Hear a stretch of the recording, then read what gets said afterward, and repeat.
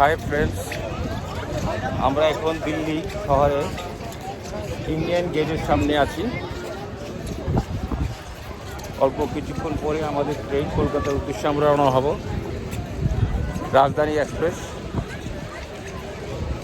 বিকেল 4:50 ছাড়বে কলকাতার উদ্দেশ্যে।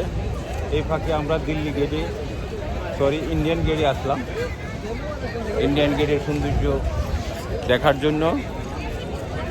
আমার সাথে আমার মিসেসের ছোটো ভাইয়ের ওয়াইফ ও তার ছেলে আছে আমাদের সাথে। দেখুন এখানে কত মানুষ, এই দুপুরবেলায় কত মানুষ এখানে আসছে দিল্লি ইন্ডিয়ান গেট দেখার জন্য,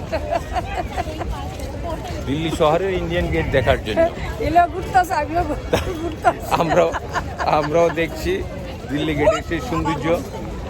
এই যে দেখুন দিল্লি গেট দেখা যাচ্ছে, কিন্তু এখানে এত আলোর কারণে সেই গেট পুরোপুরি আসছে কিনা তা আমি ঠিক বলতে পারতেছি। আমার বিশেষ আমার সাথে সাথে চরকির মতো ঘুরছে।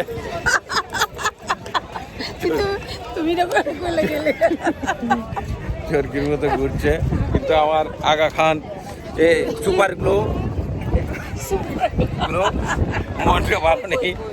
মনটা ভালো নেই, চোখে কালি ঢুকেছে মনে হয়, দেখে চাও কালি ঢুকেছে মনে হয়।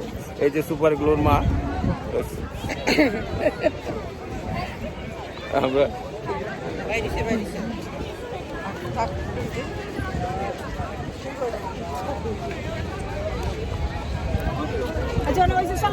অত্যন্ত দুঃখের বিষয়, আমার ছোট ভাই দিল্লিতে থাকে, কিন্তু সময়ের অভাবে ওর সাথে দেখা করতে পারিনি।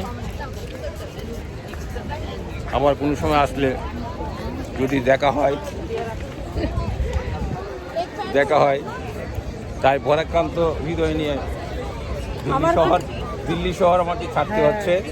আমার খুব ইচ্ছে ছিল, হ্যাঁ আমার মিসেসের খুব ইচ্ছে ছিল আমার ছোটো বউর সাথে দেখা করবে, কিন্তু সময়ের অভাবে আমরা দেখা করতে পারিনি।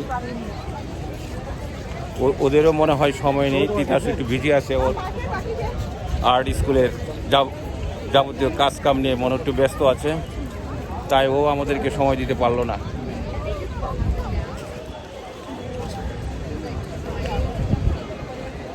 আবার যখন আসবো তখন সময় নিয়ে আসবো, তখন সবার সাথে দেখা করব।